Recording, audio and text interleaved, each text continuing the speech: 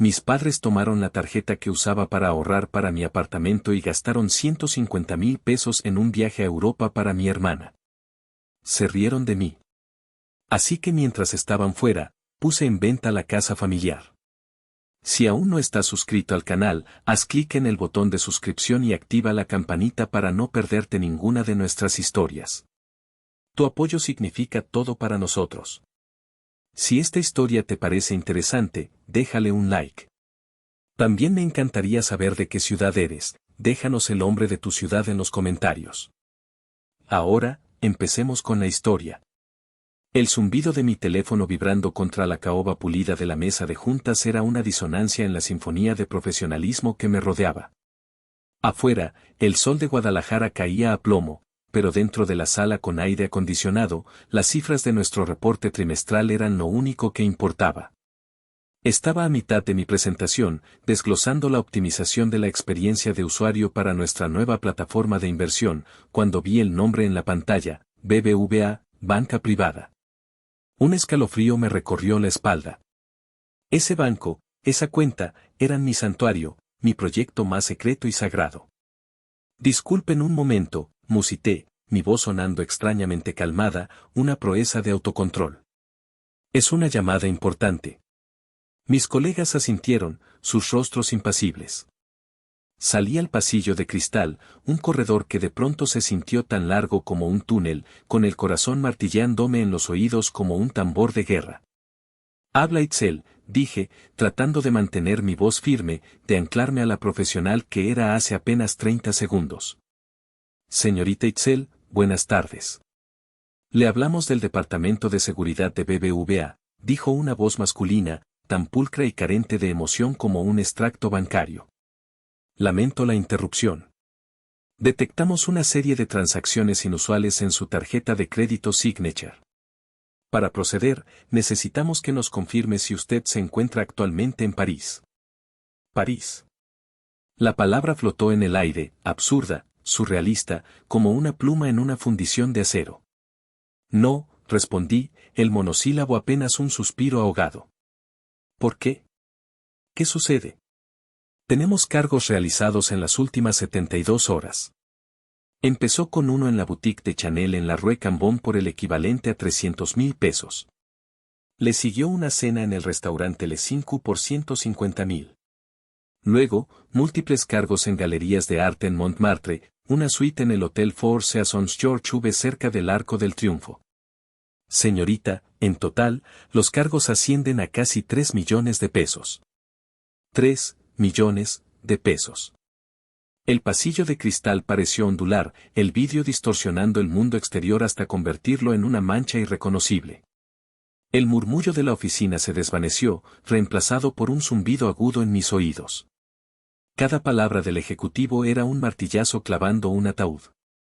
El ataúd de mi sueño. El enganche para mi apartamento. 5 años de trabajo extra hasta la madrugada, de fines de semana sacrificados frente a una pantalla, de decirle no a vacaciones, a cenas con amigos, a la simple alegría de comprar un vestido nuevo. Todo evaporado en 72 horas de lujo parisino que yo nunca viví. El pánico, frío y afilado, me apuñaló el estómago. Pero debajo de él, una certeza aún más fría y aterradora comenzó a tomar forma, sólida y pesada como una lápida. Solo 3 personas en el mundo sabían dónde guardaba esa tarjeta. Y en ese instante, supe, con una claridad que quemaba, exactamente dónde estaban. Hace 2 años, mi vida era un lienzo en blanco lleno de promesas.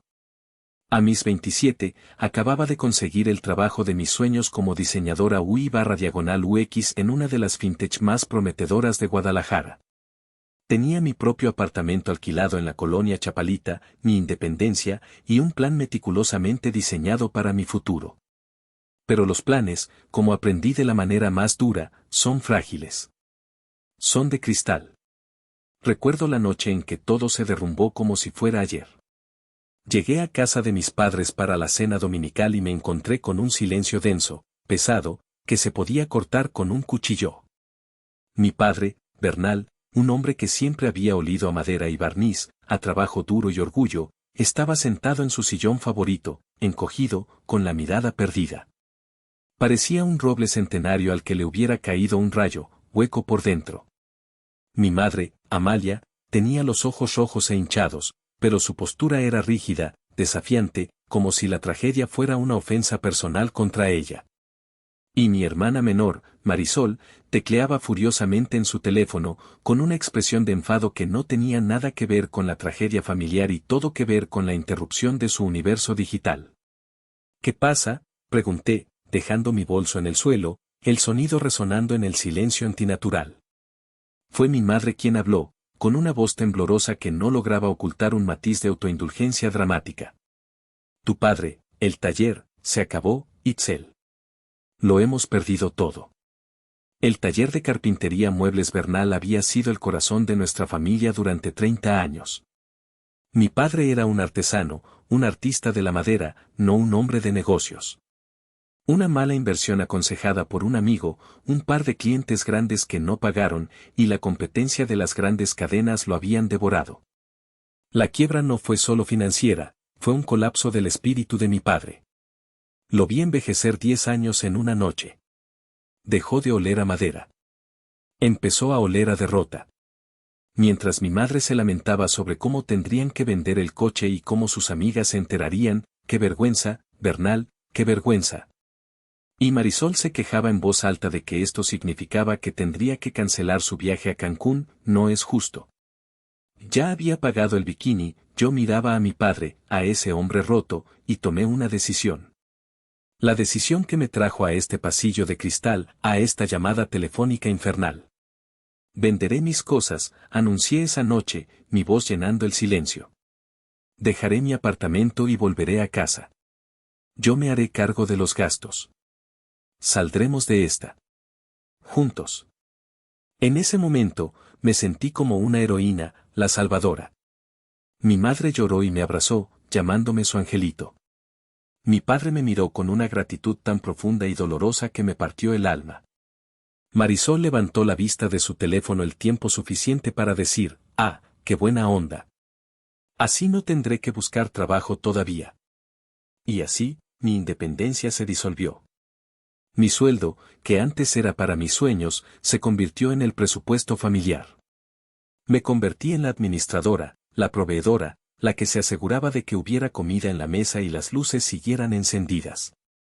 Y ellos, poco a poco, con una facilidad pasmosa, se acostumbraron. Mi sacrificio dejó de ser un regalo para convertirse en una obligación. Mi éxito ya no era mío, era un recurso comunitario. Una noche típica, hace apenas unos meses, lo ilustra todo. Eran las 11 de la noche de un martes. Yo estaba en mi habitación, la misma de mi adolescencia, terminando un proyecto freelance para un cliente en California. Mis ojos ardían por el cansancio. Desde el salón, oía la risa enlatada de la telenovela que mi madre veía con devoción. De repente, su voz me llamó, con ese tono que pretendía ser dulce pero estaba cargado de exigencia. Itzel. ¿Ya viste qué caro está el aguacate? Es un robo. Mañana tienes que dejarme más dinero para el mandado. Con lo que me das no alcanza para nada decente. Antes de que pudiera responder, Marisol entró en mi cuarto sin tocar. Llevaba unos shorts diminutos y un top que dejaba poco a la imaginación. Se estaba haciendo una selfie en el espejo de mi armario. Oye, mana, dijo, haciendo un puchero para la cámara. Mis amigas y yo vamos a Vallarta el fin de semana. ¿Me prestas para el hotel? Ándale, no seas coda. Necesito despejarme del estrés de la vida. Marisol, acabo de pagarte la inscripción del último semestre de la universidad, respondí, frotándome las sienes, sintiendo una migraña incipiente. Ay, pero esto es diferente. Es para mi salud mental, replicó, como si fuera el argumento más lógico del mundo. Además, es una inversión en mi networking. Nunca sabes a quién puedes conocer. En ese momento, vi mi vida con una claridad desoladora. Yo era el motor que mantenía el barco a flote, pero ellos eran los pasajeros que se quejaban del servicio a bordo, sin darse cuenta de que yo remaba sola en medio de una tormenta. Y lo peor, la verdad más amarga, es que una parte de mí, una parte estúpida y esperanzada, seguía creyendo que si remaba un poco más fuerte, si aguantaba un poco más, un día finalmente lo apreciarían. Un día, me verían. No a la proveedora. A mí. Mi sueño tenía dirección y código postal. Colonia Americana, en Guadalajara. Un pequeño apartamento en un edificio de los años 50, con techos altos, suelo de mosaico y, lo más importante, un balcón. Un balcón lo suficientemente grande para una mesita de hierro forjado, 2 sillas y muchas macetas de barro con geranios rojos y lavanda. Me imaginaba sentada ahí por las mañanas, con una taza de café recién hecho, envuelta en una manta, viendo la ciudad despertar entre la neblina. Ese balcón no era solo un espacio físico, era un símbolo de mi territorio, de mi paz, de un lugar en el mundo que era innegociable y exclusivamente mío. Un lugar donde nadie podía entrar sin tocar. Un lugar donde mis logros no serían vistos como un recurso a explotar. Para alcanzar ese sueño, hice lo que mejor sé hacer, diseñé un sistema. Como diseñadora de experiencia de usuario, mi trabajo es crear sistemas intuitivos y eficientes. Apliqué la misma lógica a mis finanzas. Desarrollé mi propia aplicación de presupuesto, un proyecto personal que me llevó meses de codificación en mis noches libres. La llamé mi fortaleza. Tenía una interfaz minimalista, metas de ahorro visualizadas con barras de progreso que se llenaban de un color verde vibrante y algoritmos que analizaban mis gastos y sugerían optimizaciones. Cada peso que ahorraba llenaba esa pequeña barra verde. Verla crecer, milímetro a milímetro, era mi dosis diaria de esperanza. Era la prueba tangible de que, a pesar de que mi presente estaba secuestrado, mi futuro seguía siendo mío. La cuenta bancaria vinculada a mi fortaleza era un búnker digital. Y la tarjeta de crédito asociada, una Visa Signature, era la llave que nunca usaba. La solicité por sus beneficios de viaje, pensando que algún día, cuando todo estuviera estable, podría usar los puntos acumulados para un merecido descanso. La guardaba en el fondo de un cajón con doble llave en mi escritorio, dentro de una caja de madera de cedro que mi padre me había hecho a mano cuando cumplí 15 años. Tenía mi nombre grabado en la tapa. Era, irónicamente, el lugar más seguro de la casa. O eso creía yo. Pero la historia de mi sacrificio tenía capas más profundas, secretos que ni siquiera yo entendía del todo en su momento. Justo después de la quiebra, la situación era más grave de lo que mis padres admitieron inicialmente. No solo habían perdido el negocio, estaban endeudados con el tipo de gente equivocada. Prestamistas informales, coyotes como se les conoce, que no envían recordatorios amables por correo, sino hombres corpulentos con miradas frías que se aparecen en tu puerta. Una tarde, mi padre me llamó, con la voz rota por el pánico. Unos hombres habían ido al taller a recordarle su deuda. Habían mencionado mi nombre. Habían mencionado dónde trabajaba.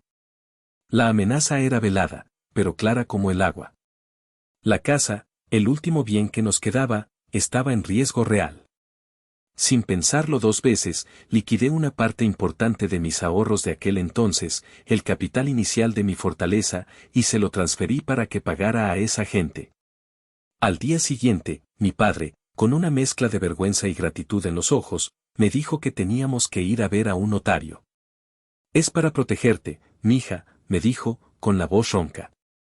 Para que todo lo que has hecho por nosotros quede asegurado. Para que nadie pueda quitarte lo que es tuyo. Recuerdo la notaría como un lugar solemne y silencioso. El aire olía a papel viejo, a café fuerte y a la cera con la que pulían los muebles antiguos. El notario, un hombre mayor con gafas gruesas y una voz monótona, me explicó una serie de cláusulas legales en un lenguaje que apenas entendí: usufructo, nuda propiedad, cesión de derechos. Estaba tan agotada emocionalmente, tan abrumada por la crisis y la falta de sueño, que mi mente no registraba los detalles. Solo quería que todo terminara. Vi las manos de mi padre temblar mientras me señalaba dónde firmar. Su firma, usualmente tan segura, era un garabato tembloroso. Firmé donde me dijo, asumiendo que era un documento que me convertía en su acreedora oficial, un simple reconocimiento de la deuda que la familia tenía conmigo. Un papel para guardarlo y olvidarlo. Qué ingenua fui. Mi padre tomó la carpeta con los documentos originales y me dio una copia simple. Guarda esto bien, me susurró, sus ojos encontrando los míos por un segundo. Es tu garantía. Pase lo que pase. Y yo lo guardé en una caja fuerte en una bodega de almacenamiento que alquilaba para mis cosas importantes, junto a mi título universitario y mi acta de nacimiento. Otro secreto, otra carga que asumí sin cuestionar, creyendo que hacía lo correcto para proteger a una familia que, como estaba a punto de descubrir, no dudaría en devorarme para salvarse a sí misma. La bomba la soltaron una semana antes de la llamada del banco, durante la cena. Era jueves. Yo había tenido un día larguísimo en el trabajo, lidiando con un cliente difícil, y solo anhelaba un poco de silencio. Pero el silencio rara vez estaba en el menú de nuestra casa. Amalia, mi madre, había preparado chiles rellenos, mi plato favorito, lo cual siempre era una señal de que quería algo. Esperó a que todos tuviéramos el plato servido y hubiéramos dado el primer bocado para empezar su ofensiva, una táctica de manual. Bueno, familia, comenzó, con un tono falsamente casual, limpiándose las comisuras de los labios con una servilleta de tela. Como saben, nuestra Marisol ya es toda una licenciada en turismo. Sonrió a mi hermana, que levantó la vista de su teléfono con una sonrisita de suficiencia. Y hemos pensado que se merece un premio por su gran esfuerzo. Tantos años de estudio. Tantos años de fiestas y de pedirme dinero para las copias, pensé, pero me quedé callada. Mi padre, Bernal, asintió en silencio, como un autómata, concentrado en cortar su chile en pedazos milimétricos. Él sabía a dónde iba esto. Yo también. Un viaje, continuó Amalia, sus ojos brillando con una luz febril. Un viaje a Europa. Para que abra su mente, conozca otras culturas, practique su inglés. Es una inversión en su futuro. No podemos ser mezquinos con la educación de nuestros hijos. Marisol tomó la palabra, con el entusiasmo de una actriz en una audición. Sí, mana. Imagínate. París, Roma, Madrid. Sería increíble para mi currículum. Además, necesito inspiración para mi blog de viajes. Casi me atraganto con el queso. ¿Inspiración para qué? Llevaba 6 meses de graduada y su blog tenía exactamente una entrada titulada 5 razones por las que la michelada es la mejor bebida del mundo. Mantuve la calma. Dejé los cubiertos a un lado. Me parece una idea maravillosa, dije, con una voz suave y medida, la voz que usaba para desactivar bombas. Pero, como saben, ahora mismo el dinero es un problema. No podemos permitirnos algo así. La sonrisa de Amalia se tensó. No hemos dicho que, nosotros, no podamos. Hemos dicho que es una inversión. Y tú, Itzel, eres la que mejor está económicamente. Gracias a Dios. Mamá, estoy ahorrando cada centavo para el enganche de mi apartamento, respondí, sintiendo como una vena empezaba a latir en mi sien. Lo saben perfectamente. Llevo años con ese plan. La barra de progreso en mi app está casi al 90%. Fue entonces cuando Marisol soltó el veneno, con una naturalidad que helaba. No manches, Itzel. Siempre es tu apartamento, tu app, tu futuro. ¿Y nosotros qué? ¿Somos tu carga? Ganas un montón de dinero en esa empresa de computadoras. Ni siquiera sabríamos en qué te lo gastas si no fuera por lo del apartamento.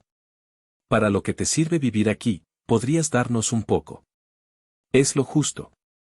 Cada palabra era una pequeña daga recubierta de un veneno dulce y familiar. La acusación de que yo era la egoísta, la que no compartía, cuando cada bocado de comida que estaban comiendo, el techo sobre sus cabezas, la luz que iluminaba la habitación, todo, era pagado por mi trabajo. Miré a mi padre, buscando apoyo, una pizca de justicia, una mirada que dijera ya basta. Pero él solo miraba fijamente su chile relleno, como si contuviera los secretos del universo. Su silencio fue la traición más ruidosa de todas. Siempre tienes que ser tan egoísta, remató mi madre, su voz ahora goteando decepción fingida, una de sus armas más potentes. Tu hermana solo te pide una pequeña ayuda.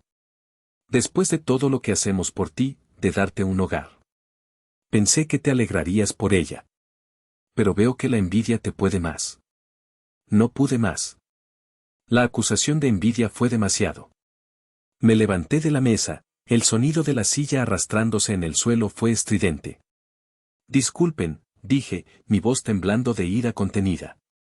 Perdí el apetito. Mientras me encerraba en mi cuarto, escuché a mi madre consolar a Marisol. No te preocupes, mi reina. Tu hermana es una exagerada. Siempre lo ha sido. Ya encontraremos la manera. Para eso soy tu madre.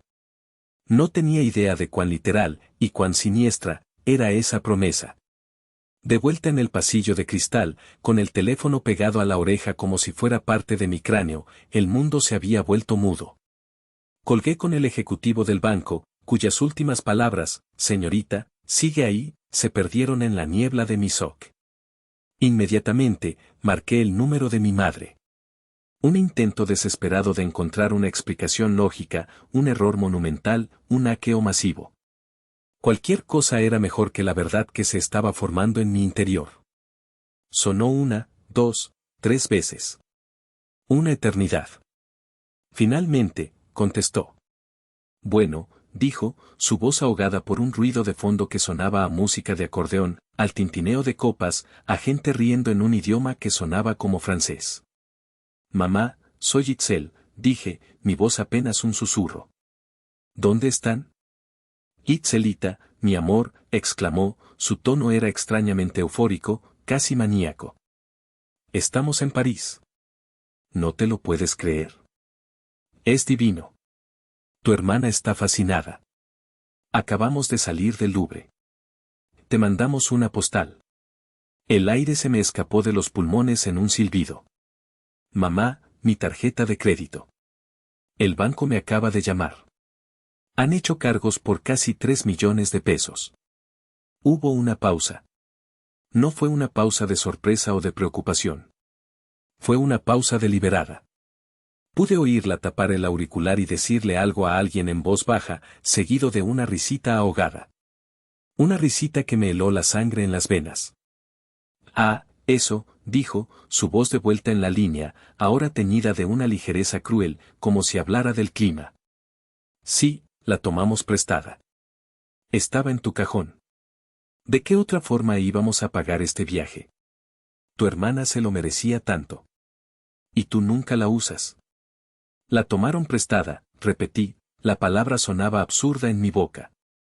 Mamá, ese era todo el dinero para mi apartamento. Todo. 5 años de mi vida. Y entonces, se rió. No una risita, sino una carcajada abierta, burlona, cruel. Una carcajada que resonó a través del Atlántico y pareció romper algo fundamental dentro de mí. Un hueso del alma. Y ay, no seas tan dramática. Dinero va y viene. Considéralo tu castigo por ser tan egoísta y escondernos tu dinero, niña tacaña. Nos tenías aquí, viviendo con lo justo, mientras tú tenías una fortuna guardada. Eso no se le hace a la familia. Estaba sin palabras. El shock era tan grande que ni siquiera podía formar una frase. Mi propia madre, riéndose de haber destruido mi sueño, y llamándolo castigo.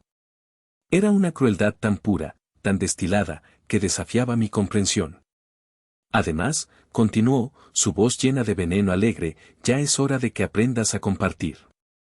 Tu hermana está feliz, tu padre está feliz, yo estoy feliz. ¿No te da gusto vernos felices? Deberías agradecernos por darte la oportunidad de ser generosa. No. No me daba gusto. En ese instante, todo el amor, toda la obligación, toda la estúpida esperanza que había albergado se secó y se hizo polvo. Lo que quedó fue algo frío, duro y afilado como un fragmento de obsidiana. Logré encontrar mi voz. Era una voz que no reconocía. Plana, sin emoción, letal. Espero que no te arrepientas, dije. Hubo otra risa de su parte, más corta esta vez. Arrepentirme de estar en París. Por favor, Itzel. No seas ridícula. Bueno, te dejo, que el champán se enfría. Adiós. Y colgó. Me quedé de pie en el pasillo, con el teléfono en la mano, mirando mi propio reflejo distorsionado en el cristal. La mujer que me devolvía la mirada ya no era la misma. Sus ojos eran más oscuros. Su boca, una línea dura. La salvadora había muerto. Y en su lugar, algo nuevo, algo mucho más peligroso, acababa de nacer. No volví a la sala de juntas. No podía. Mi cuerpo se movía por su cuenta, como si estuviera desconectado de mi mente conmocionada, operando bajo un nuevo sistema operativo que acababa de instalarse. Caminé hacia el ascensor, mi tarjeta de empleada temblando ligeramente en mi mano. Bajé los 25 pisos en un silencio presurizado. Llegué al estacionamiento subterráneo y me metí en mi coche. Me senté ahí, en el silencio de concreto y neón, con las llaves en la mano, sin arrancarlo. No lloré. Las lágrimas parecían un lujo, una emoción demasiado cálida para el invierno ártico que se había instalado en mi pecho. Eran un recurso malgastado. La risa de mi madre era un eco que rebotaba en las paredes de mi cráneo. Niña tacaña. Tu castigo. Dinero va y viene. Cada sílaba era un ladrillo en el muro que se estaba construyendo a mi alrededor. Un muro que no era para mantenerme adentro, sino para mantenerlos a ellos, para siempre, afuera. Mi mente, entrenada para encontrar patrones y soluciones, empezó a trabajar, febril. Analicé la situación no como una hija traicionada, sino como una diseñadora frente a un sistema fundamentalmente roto. El sistema era mi familia. La interfaz de usuario estaba llena de demandas irracionales y notificaciones de culpa emergentes. La base de datos de amor y apoyo estaba corrupta, llena de entradas maliciosas. No se podía arreglar con un parche o una actualización.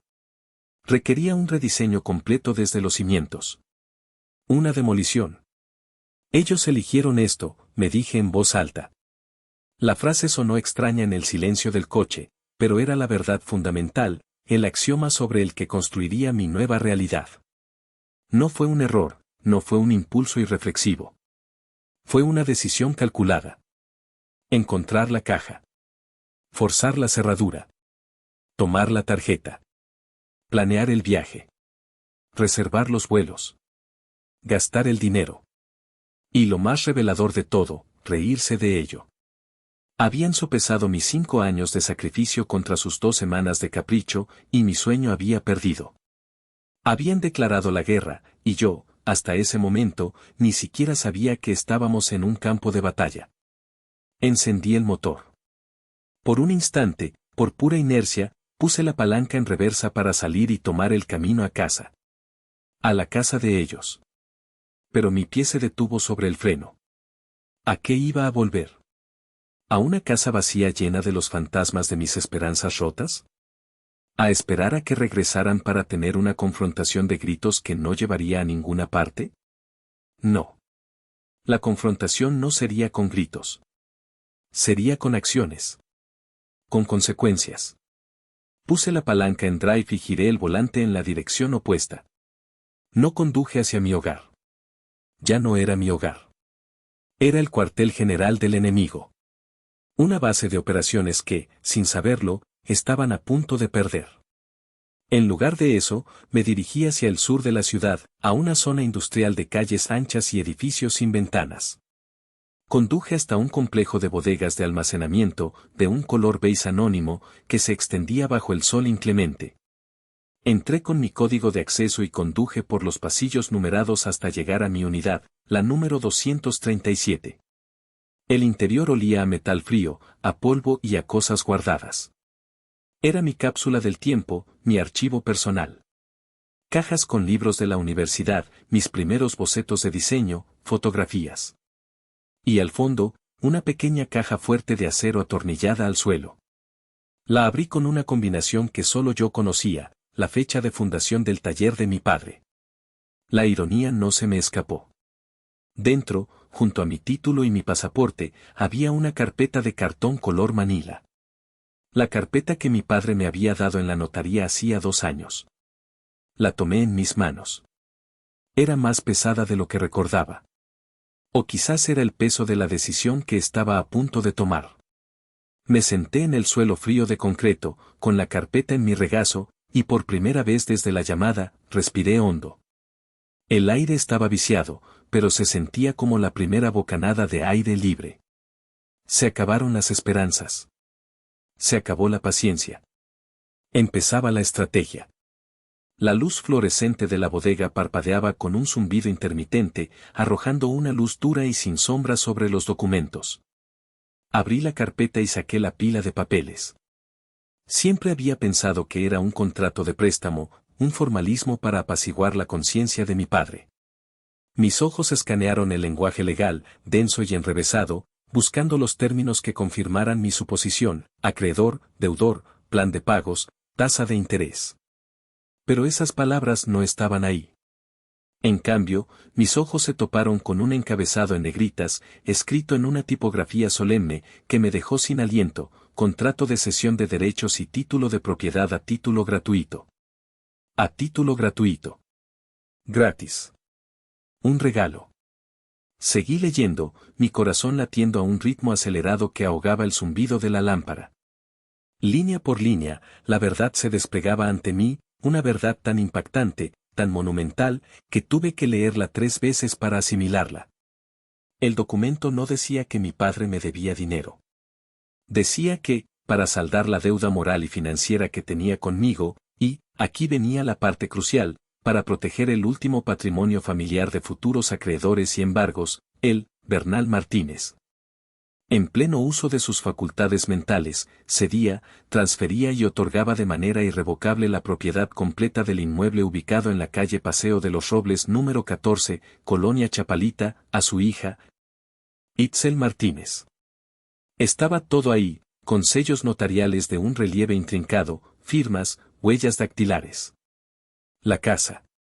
La casa donde crecí, donde mi madre cocinaba sus chiles rellenos, donde mi padre tenía su ahora silencioso taller al fondo del jardín. La casa que yo creía que estaba salvando para ellos. No era de ellos. Era mía. Me recargué contra la pared de metal corrugado, que vibró ligeramente. Los papeles temblaban en mi mano. Un torbellino de recuerdos y emociones me golpeó con la fuerza de un huracán. La cara de pánico de mi padre cuando me habló de los coyotes. Su insistencia en ir al notario. Es para proteger tu futuro, mija. De repente, sus palabras adquirieron un significado completamente nuevo y devastador. En un momento de claridad, de gratitud genuina, pero también de astucia desesperada para poner el bien a salvo, mi padre me había entregado el poder absoluto. Un poder que él mismo, bajo la constante presión y manipulación de mi madre, cegaramente había elegido olvidar. Era más fácil para su conciencia rota verme como la hija obligada que como la dueña de su techo. Olvidar le permitía seguir siendo la víctima de las circunstancias, no el cómplice silencioso de la explotación de su propia hija. Un plan comenzó a germinar en mi mente. No un plan emocional, nacido de la ira del momento, sino un plan frío, lógico, eficiente. Un plan de diseñadora. Un rediseño total del sistema, con una nueva arquitectura de poder. Si ellos habían demolido mi futuro, yo demolería su presente. Usaría la misma estructura que ellos habían creado, la misma casa que daban por sentada, como el arma para mi contraataque. Mi cerebro se puso en marcha, visualizando los pasos, los flujos de usuario, los resultados, como si estuviera diseñando una nueva aplicación. La aplicación se llamaría Justicia. Paso 1. Confirmar el estatus legal en el registro público de la propiedad. Paso 2. Contactar a un agente inmobiliario de confianza. Uno que fuera un tiburón. Paso 3. Vender la propiedad. Rápido. Paso 4. Comprar mi apartamento. El del balcón. Paso 5. Reclamar mi vida. La risa de mi madre seguía resonando en mi cabeza, pero ahora sonaba diferente. Ya no era el sonido de mi humillación. Era el sonido de su propia e inminente destrucción. Se habían reído desde un hotel de lujo en París, sintiéndose intocables, sin saber que su mundo entero estaba a punto de ser puesto en venta en un portal de Internet. Y yo, la niña tacaña, la egoísta, estaba a punto de cobrarles el precio completo. Con intereses. Y una comisión por gestión emocional. Antes de ejecutar el primer paso de mi plan, necesitaba una cosa, una segunda opinión. Un ancla en la realidad que me confirmara que no me estaba volviendo loca, que mi respuesta no era desproporcionada. Solo había una persona en el mundo en la que podía confiar para eso. Mi tío Lázaro. El tío Lázaro era el hermano menor de mi padre, y su polo opuesto en casi todo. Mientras mi padre era un soñador que trabajaba con la maleable madera, mi tío era un pragmático que trabajaba con el inflexible acero. Tenía un taller mecánico en las afueras de la ciudad, un lugar ruidoso que olía a grasa, a ozono de soldadura y a honestidad. Era un hombre de pocas palabras, pero las que usaba eran directas y pesaban. Siempre me había tratado como a una adulta, incluso cuando era niña. Y, lo más importante, nunca había sido ciego a la dinámica tóxica de mi familia. Marqué su número desde la bodega de almacenamiento. Contestó al segundo tono, su voz un gruñido familiar por encima del sonido de una llave de impacto. ¿Qué pasó, mija? ¿Todo bien? No, tío. Nada está bien, dije, y las palabras empezaron a salir a borbotones, un torrente de dolor y rabia que había mantenido represado. Le conté todo. El viaje, la tarjeta, los 3 millones de pesos, la llamada de mi madre, su risa. Mi voz se quebró un par de veces, pero me obligué a seguir. Luego, le conté lo que había descubierto en la bodega. Le leí el encabezado del documento en voz alta. Hubo un largo silencio al otro lado de la línea. Pude oírlo respirar, el sonido áspero de alguien que piensa profundamente. De fondo, la llave de impacto se detuvo. Luego, escuché una sola palabra, una maldición pronunciada con una mezcla de ira y sombría satisfacción. Sabía que esos cabrones te iban a romper un día, dijo finalmente, su voz era un trueno contenido. Pero nunca me imaginé que serían tan estúpidos, tan descarados. ¿No crees que estoy exagerando?, pregunté, mi voz era un hilo. Vender la casa, es, drástico. ¿Es qué, Itzel? Es demasiado, me interrumpió, y pude sentir su indignación a través del teléfono. No manches. ¿Qué es demasiado? ¿Que te roben los sueños de tu vida y se rían en tu cara? ¿Que te traten como su esclava personal y luego te llamen egoísta? Por favor. Lo único que estás haciendo es poner un límite que debiste haber puesto hace años. A veces, la única forma de que la gente entienda es quitándoles el suelo de debajo de los pies. Su validación fue como un bálsamo, como un trago de tequila fuerte que quema la garganta pero aclara la mente. La pequeña voz en mi cabeza que me susurraba que yo era la mala, la hija ingrata, fue silenciada por el rugido de la lógica de mi tío. Tu padre es un buen hombre, pero es un cobarde, continuó, y no había malicia en sus palabras, solo la tristeza de un hecho constatado. Dejó que Amalia lo convirtiera en un adorno, en un eco. Y ella siempre ha estado celosa de ti. Desde que eras niña. De tu inteligencia, de tu independencia. No soporta que no la necesites. Me contó una breve anécdota que yo no recordaba. Cuando tenía 10 años y gané mi primer concurso de matemáticas, mi madre le dijo a mi tía, pensando que nadie la oía, esta niña va a ser un problema. Demasiado lista. Los hombres se asustan de las mujeres listas.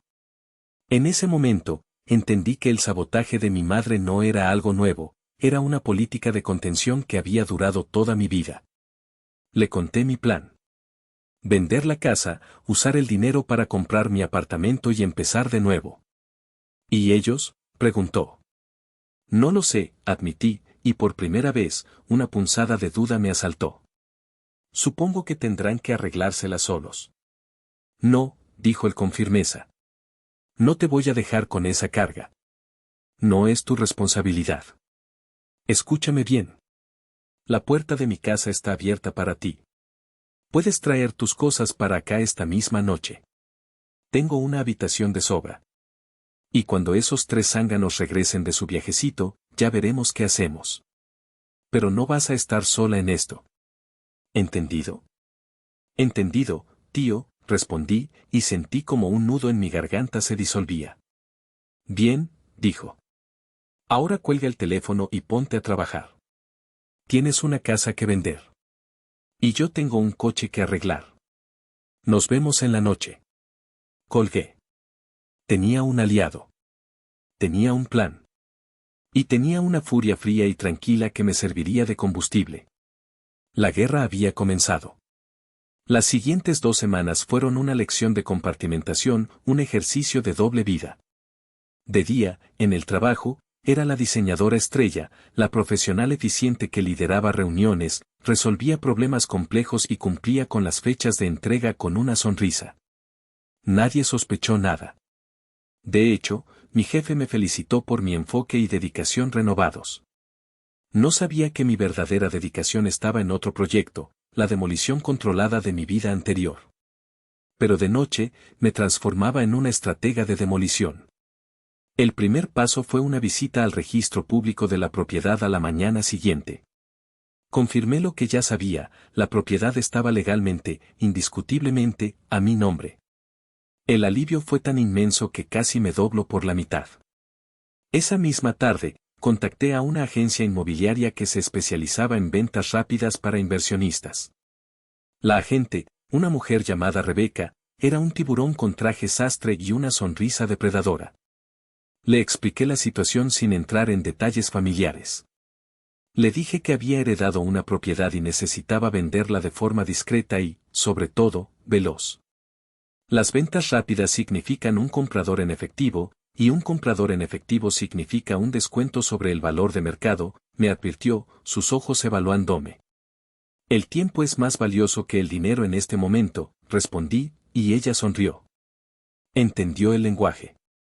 A cambio de una comisión generosa y la promesa de exclusividad, me consiguió un comprador en menos de 48 horas.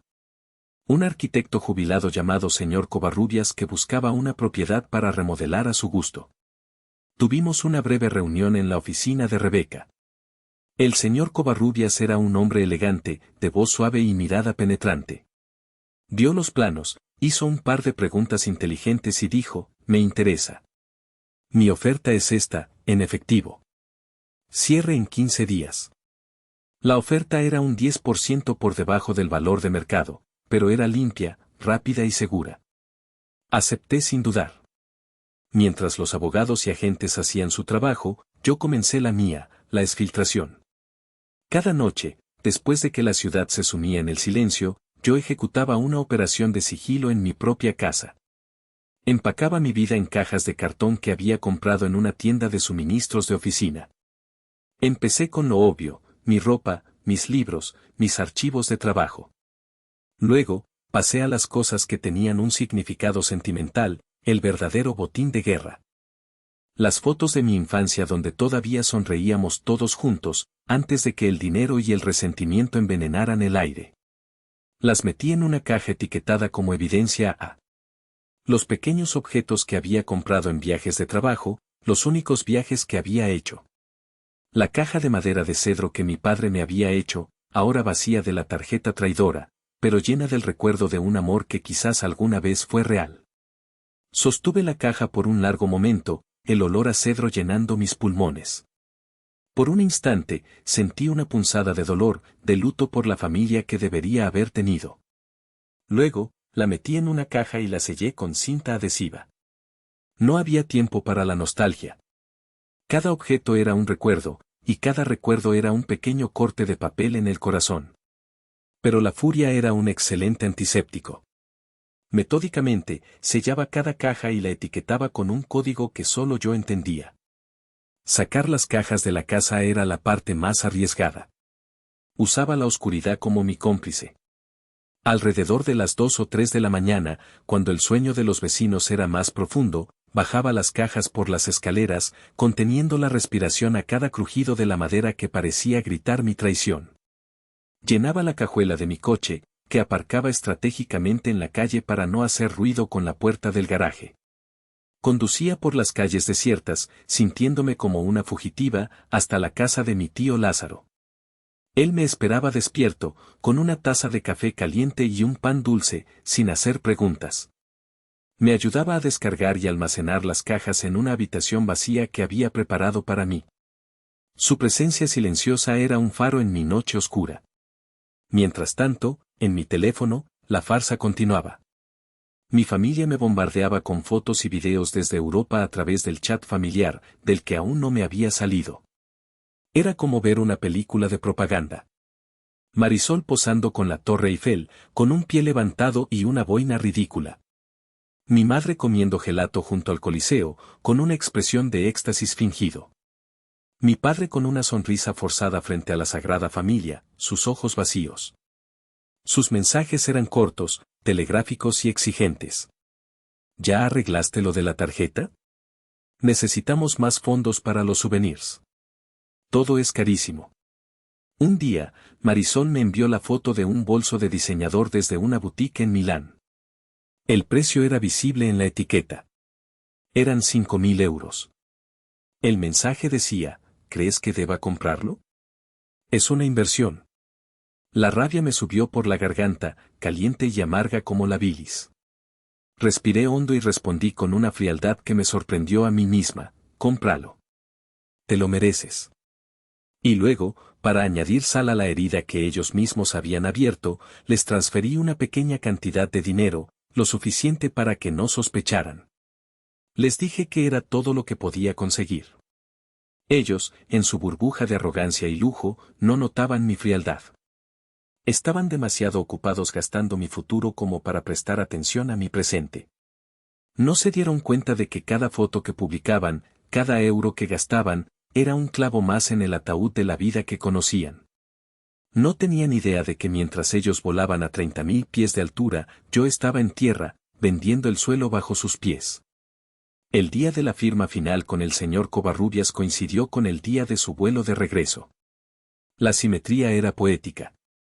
Si están disfrutando de este relato, por favor, ayúdenme a que llegue a más personas. Denle un like a este video, suscríbanse al canal si aún no lo han hecho, y dejen un comentario diciéndome desde qué ciudad del mundo me están escuchando. Cada comentario ayuda a que el algoritmo nos muestre a más gente. Muchas gracias por su apoyo. Aterrizaron un martes por la tarde. Yo no fui al aeropuerto.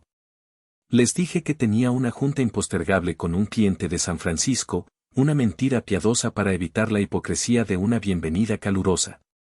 La verdad es que no podía soportar la idea de fingir una sonrisa, de abrazarlos, de oler el perfume caro comprado con mi sudor y mis lágrimas.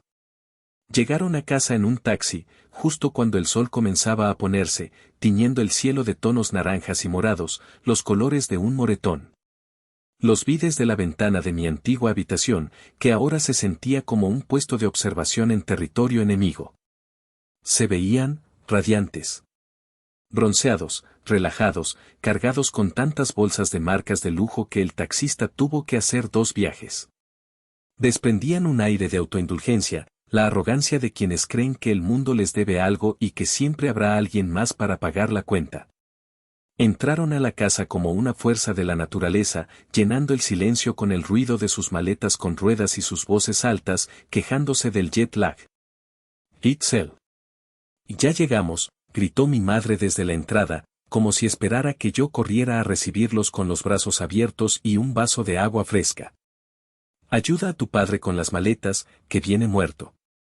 Bajé las escaleras lentamente, cada paso medido, mi rostro una máscara de neutralidad que me costó todo mi autocontrol mantener.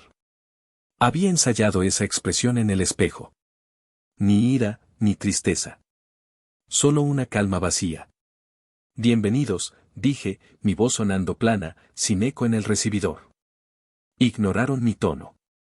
Estaban demasiado absortos en su propia gloria, demasiado ansiosos por descargar el botín de su conquista europea. Ay, no sabes, mija. Europa es otro mundo, exclamó Amalia, quitándose unas gafas de sol de Chanel que probablemente costaban más que mi renta de un mes. La gente es tan elegante, la comida es exquisita. Marisol está encantada. ¿Verdad, mi vida? ¿Aprendiste tanto? Totalmente, dijo Marisol, sin levantar la vista de su teléfono, cegaramente subiendo una foto a Instagram con el hashtag #Eurotrip y una frase inspiracional sobre encontrarse a uno mismo. Se acercó a mí y me arrojó una barra de chocolate Toblerone sobre la mesa de centro. El triángulo de cartón se deslizó y cayó al suelo. Ten. Te traje algo del aeropuerto. Casi se me olvida. El gesto, tan casual, tan condescendiente, fue como una bofetada. 3 millones de pesos de mi dinero, de mi vida, y su agradecimiento era un chocolate de aeropuerto, arrojado a mis pies. Me agaché lentamente y lo recogí. Lo sostuve en mi mano. Se sentía pesado. Mi padre, Bernal, fue el único que pareció notar la tensión. Evitaba mi mirada, ocupándose de alinear las maletas contra la pared con una precisión obsesiva. Se veía cansado bajo el bronceado, y había una nueva línea de preocupación grabada entre sus cejas. Mi madre se dejó caer en el sofá, suspirando dramáticamente. Bueno, qué viaje. Agotador, pero valió la pena cada centavo. Por cierto, Itzel, dijo, ahora sí mirándome directamente a los ojos. Su sonrisa era afilada como un cuchillo. Ya te encargas tú de arreglar lo de la tarjeta, ¿verdad? Me imagino que el banco debe estar insoportable. Diles que es una inversión en el futuro de tu hermana. Y las inversiones a veces cuestan. Es algo que la gente como tú, que solo piensa en ahorrar, no entiende. Esa fue la frase. La gota final. La que solidificó cualquier duda que pudiera haber albergado en mi corazón. Me miraban, los tres, esperando que yo asintiera, que aceptara mi rol de intendente familiar, que empezara a limpiar el desastre financiero y emocional que ellos habían creado. Pero yo no iba a limpiar nada. Yo iba a prenderle fuego a todo. De hecho, dije, mi voz sonando sorprendentemente clara y fuerte en la habitación. Hablando de inversiones. Hay algo que quiero mostrarles. Afuera. Se miraron entre ellos, confundidos. Mi calma los desconcertaba. Era un idioma que no hablaban. Estaban acostumbrados a mis suspiros de resignación, a mi silencio resentido, a alguna ocasional explosión de frustración que ellos rápidamente etiquetaban como histeria. No estaban preparados para esta versión de mí, una mujer con una calma de acero y un propósito inquebrantable en la mirada. ¿Afuera? ¿Ahora? Estamos cansados, Itzel, se quejó Marisol, dejándose caer en el sofá como si sus huesos fueran de gelatina. Acabamos de pasar 9 horas en un avión. Lo que sea puede esperar a mañana. No, respondí, mi voz no admitía réplica. No puede esperar. Solo tomará un minuto. Y había algo en mi tono, una finalidad fría, que les hizo obedecer. Salí por la puerta principal y ellos me siguieron, arrastrando los pies, todavía confundidos y ligeramente irritados por mi audacia. El aire de la tarde era fresco. Los últimos rayos de sol se filtraban a través de las hojas del fresno que mi abuelo había plantado en el jardín delantero, creando patrones danzantes en el césped. Me detuve en medio del jardín, el mismo césped donde había aprendido a andar en bicicleta, y me giré para enfrentarlos. Estaban de pie en el porche, sus siluetas recortadas contra la luz cálida que salía de la casa. Su casa. Su santuario. ¿Y bien? ¿Qué es tan importante?, preguntó mi madre, cruzándose de brazos, su impaciencia convirtiéndose en irritación. ¿Nos sacaste para mostrarnos que el césped necesita un corte? No dije nada. Solo levanté una ceja y ladeé la cabeza, indicándoles con un gesto lento y deliberado que miraran hacia la calle. Que miraran más allá de mí. Sus ojos siguieron mi gesto, primero con desgana, luego con curiosidad. Y entonces lo vieron. Clavado en el césped, impecable y brutalmente claro, había un letrero.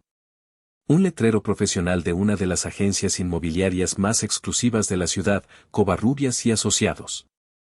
En letras grandes y rojas, 2 palabras destacaban contra el fondo blanco, gritando en el silencio del atardecer: se vende. El silencio que siguió fue absoluto. Fue un silencio tan profundo que podía oír el zumbido de un mosquito cerca de mi oído, el lejano ladrido de un perro. Fue el silencio de 3 cerebros tratando de procesar una información que simplemente no encajaba en su universo. La disonancia cognitiva en sus rostros era casi palpable. Vi cómo el color desaparecía del rostro bronceado de mi madre, dejándola con un tono ceroso y enfermizo. Vi la boca de Marisol abrirse y cerrarse como un pez fuera del agua, buscando un aire que de repente se había vuelto irrespirable. Vi a mi padre dar un paso atrás, como si le hubieran golpeado físicamente, su mano yendo a su pecho. ¿Qué? Balbuceó Marisol, señalando el letrero con un dedo tembloroso. ¿Qué es eso? ¿Es una broma? Amalia fue la primera en recuperarse, y su confusión se transformó instantáneamente en una furia volcánica. Sus ojos se clavaron en los míos, pequeños y oscuros de ira. ¿Qué significa esta broma de mal gusto, Itzel? Siseó, su voz era un veneno puro. Avanzó hacia mí, bajando los escalones del porche. ¿Crees que esto es gracioso? Contrataste a alguien para que pusiera esto aquí para asustarnos. Y para vengarte por lo de la tarjeta. ¡Qué infantil! Quita esa porquería de mi jardín ahora mismo. Se agachó para arrancar el letrero del suelo, pero yo hablé, y mis palabras la detuvieron en seco. Primero, respondí, mi voz era tan fría y tranquila como la superficie de un lago helado. No es una broma. La venta es muy real. Y segundo, hice una pausa, saboreando el momento, el cambio de poder que se estaba produciendo con cada sílaba. No es tu jardín. La confusión en el rostro de mi madre se convirtió en una máscara de indignación pura. ¿Cómo te atreves a decir que no es mi jardín? He vivido en esta casa por 30 años. La construimos tu padre y yo con nuestro sudor. Vivir en un lugar no te hace su dueño. Y el sudor no aparece en las escrituras, repliqué, dando un paso hacia ellos, cerrando la distancia. Saqué de mi bolso un sobre de manila grueso. Esto te hace el dueño. Abrí el sobre y extraje una copia certificada de las escrituras de la propiedad, frescas del registro público. La sostuve frente a ella, las hojas ondeando ligeramente con la brisa. Esta casa no es de papá, dije, mi voz cortando el aire de la tarde, cada palabra enunciada con una precisión quirúrgica. Es mía. Y lo ha sido desde hace 2 años. Amalia me arrebató el papel de las manos. Sus ojos recorrían las líneas, su rostro una mezcla de incredulidad y pánico creciente. Pude ver el momento exacto en que sus ojos encontraron mi nombre, y luego la firma de mi padre junto a la suya. Se tambaleó. Marisol miraba por encima de su hombro, susurrando no puede ser, es un error. Todas las miradas se volvieron hacia mi padre. Él estaba pálido como un fantasma, su mirada fija en el suelo, incapaz de enfrentar la tormenta que su cobardía había desatado. Bernal, dile algo, gritó mi madre, sacudiendo los papeles frente a su cara. Dile a tu hija malagradecida que está mintiendo. Dile que esto es un fraude. Mi padre levantó la vista. Había lágrimas en sus ojos, lágrimas de un hombre completamente quebrado. No está mintiendo, Amalia, dijo, su voz era apenas un susurro roto, lleno de una agonía de años. Yo se la transferí. Después de lo de los prestamistas. Tenía miedo. Quería protegerla. Protegerla a ella. Y se me olvidó. Se te olvidó, el grito de mi madre fue tan agudo que los pájaros del fresno salieron volando en una nube de pánico. No se te olvidó. Eres un cobarde. Le regalaste nuestra casa a esta. A esta víbora a mis espaldas. Se abalanzó sobre mí, con el rostro contorsionado por la rabia y las manos hechas garras, pero mi padre, en un último destello de autoridad, la detuvo, sujetándola por los brazos. Marisol comenzó a llorar, unos sollozos teatrales y escandalosos, cayendo de rodillas en el césped. Nos vas a echar a la calle. Después de todo lo que hemos hecho por ti. Eres un monstruo. Te odio. El caos era total. Gritos, acusaciones, lágrimas. Una ópera de disfunción familiar representada para todo el vecindario. Y en medio de todo, yo permanecía inmóvil, sintiendo como el peso de años de resentimiento se levantaba de mis hombros, reemplazado por un vacío extrañamente pacífico. Fue en ese preciso momento de clímax operístico que un coche de lujo, un Mercedes-Benz plateado, se detuvo silenciosamente junto a la acera. La ventanilla del conductor bajó, revelando el rostro de un hombre mayor, de cabello blanco y facciones distinguidas. Era el señor Covarrubias. Señorita Itzel, buenas tardes, dijo, su voz era la calma en medio de mi tormenta familiar. Espero no interrumpir. Vengo para la inspección final, como acordamos. Se bajó del coche, impecablemente vestido con un pantalón de lino y una guayabera. Su presencia, tan serena y digna, impuso un silencio inmediato y tenso. Observó la escena, mi madre sostenida por mi padre, mi hermana llorando en el suelo, yo de pie con las escrituras en la mano. Sus ojos inteligentes lo captaron todo en un segundo. Veo que es un momento, familiar, dijo con una diplomacia exquisita, su mirada pasando de uno a otro. Mi madre, viendo a un extraño, a una audiencia, intentó salvar las apariencias, recomponer su dignidad hecha jirones. Hay un terrible malentendido, comenzó a decir, alisándose la blusa. Pero el señor Covarrubias no la miraba a ella. Me miraba a mí. Y en sus ojos no había juicio, solo una serena y profunda comprensión. Señorita, dijo, su voz era suave pero resonaba con autoridad, cortando cualquier intento de manipulación. Mi padre era jardinero. Un hombre sencillo de Michoacán. Y él me enseñó que a veces, para salvar un árbol, hay que podar las ramas secas. No importa cuánto duela. Es la única forma de que el tronco vuelva a crecer fuerte. Hizo una pausa, su mirada deteniéndose por un instante en mi madre y mi hermana, antes de volverse hacia mí de nuevo. Y luego añadió, hizo usted lo correcto. Ese fue el golpe de gracia. La validación de un extraño, de un hombre de mundo, de alguien que no tenía nada que ganar o perder. Sus palabras, tan simples y tan sabias, despojaron a mi madre de toda su justificación. La dejaron expuesta, no como una madre ofendida, sino como lo que era, una rama seca, una rama que había estado chupando la savia del árbol durante demasiado tiempo. Mi familia se quedó sin palabras. Y en su silencio, yo di mi última orden. Un camión de mudanzas llegará en 1 hora, anuncié, mi voz firme, sin un atisbo de duda. Para llevar sus cosas a su nuevo hogar. ¿Nuevo hogar? ¿De qué estás hablando?, sollozó Marisol, levantando la cara manchada de lágrimas del césped. El dramatismo goteando de cada sílaba. ¿Nos vas a mandar a vivir debajo de un puente? ¿Eso quieres? ¿Vernos pidiendo limosna? No seas ridícula, respondí con frialdad, la empatía un pozo que se había secado dentro de mí. No soy un monstruo. Simplemente soy justa. Metí la mano en mi bolso de nuevo y saqué una llave solitaria unida a un llavero de plástico con una dirección escrita a mano. Se la ofrecí a mi padre, el único que parecía capaz de un movimiento coherente. Él la tomó con dedos temblorosos, como si la llave quemara. Esa es la dirección del taller de mi tío Lázaro, expliqué, mi voz resonando en el silencio ahora cargado de pavor. Hay un pequeño apartamento arriba del taller. No es un palacio, pero tiene 2 habitaciones, un baño y una cocina. El tío dice que pueden quedarse ahí. Un rayo de esperanza cruzó el rostro de mi madre. Pude verla calculando. Lázaro era familia. Podría manipularlo.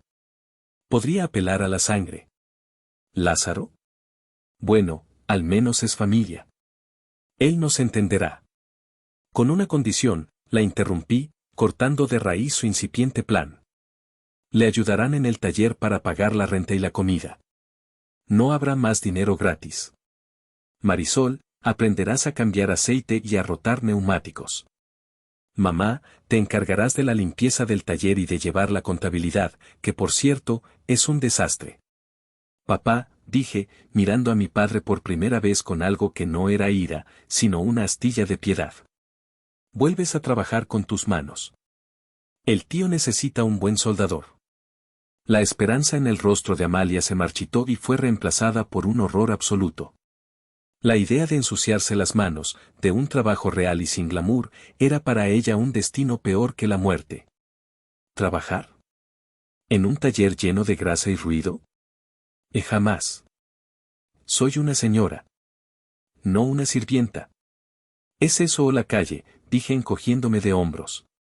Ustedes eligen. De repente, mi madre pareció recordar su última carta, su as bajo la manga. Una sonrisa maliciosa, fea, se dibujó en sus labios. Puedes echarnos de la casa, pero no puedes escapar de la deuda, dijo triunfalmente, su voz recuperando algo de su antigua arrogancia.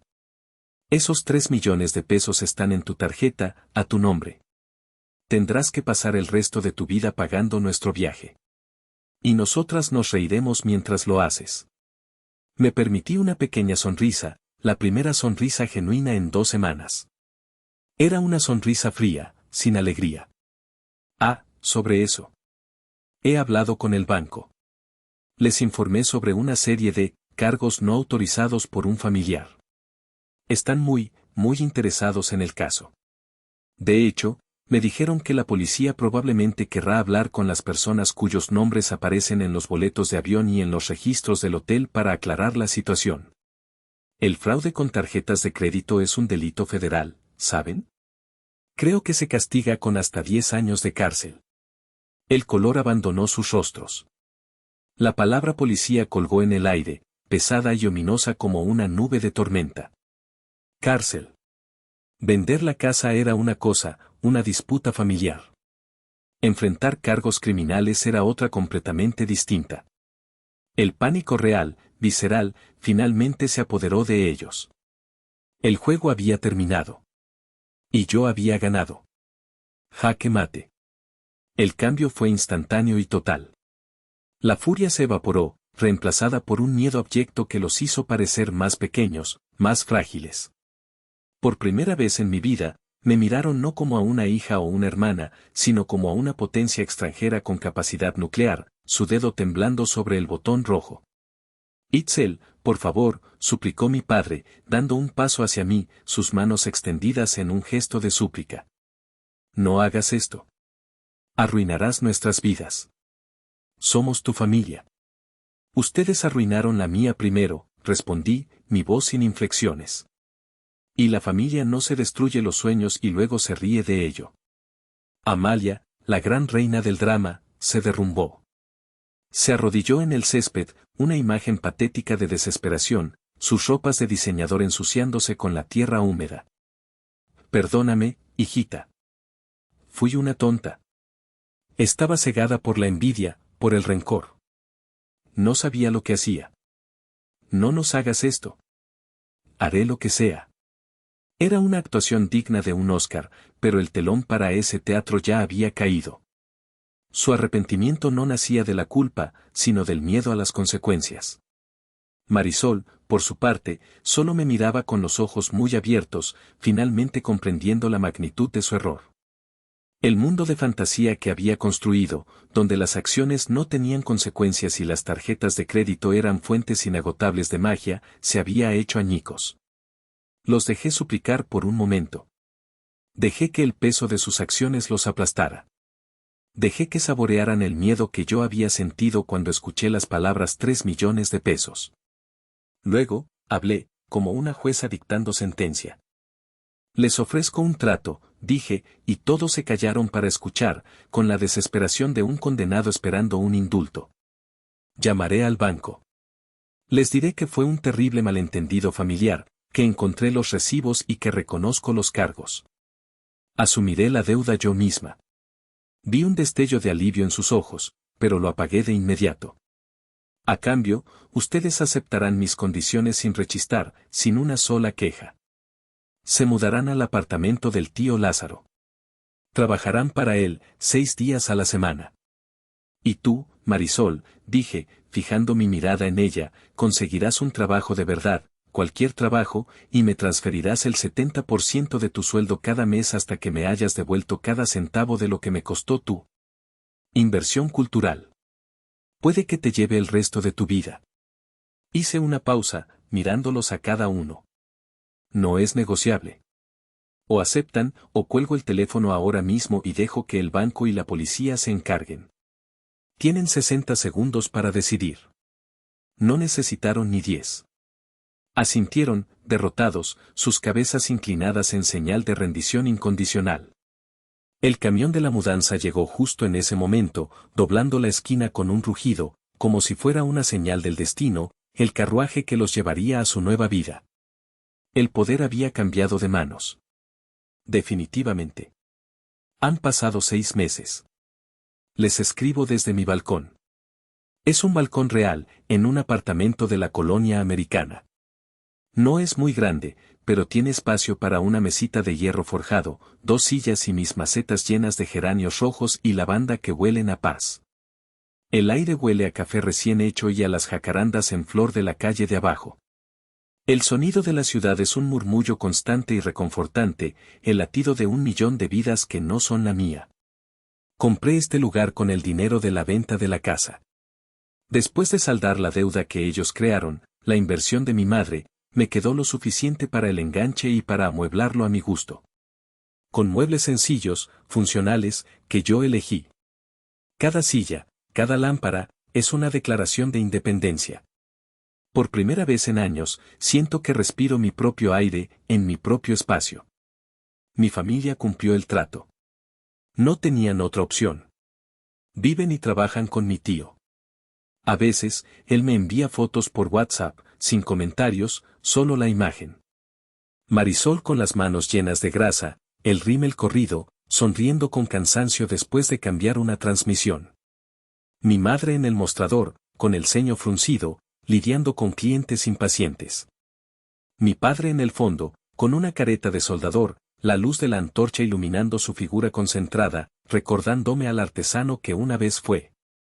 Están pagando su deuda, no solo la monetaria, sino la moral. No sé si algún día cambiarán de verdad. No sé si algún día podré perdonarlos. Francamente, he decidido que ya no me importa tanto. Mi energía ahora es para mí. He recuperado mi vida, he reclamado mi futuro.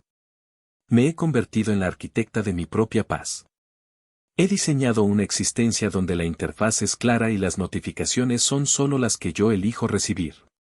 Pero a veces, en la quietud de la noche, cuando el único sonido es el latido de mi propio corazón en mi propio espacio seguro, una pregunta regresa para atormentarme, un fantasma persistente en mi nueva y tranquila vida. Recuperé mi vida, pero para hacerlo, tuve que romper a mi familia.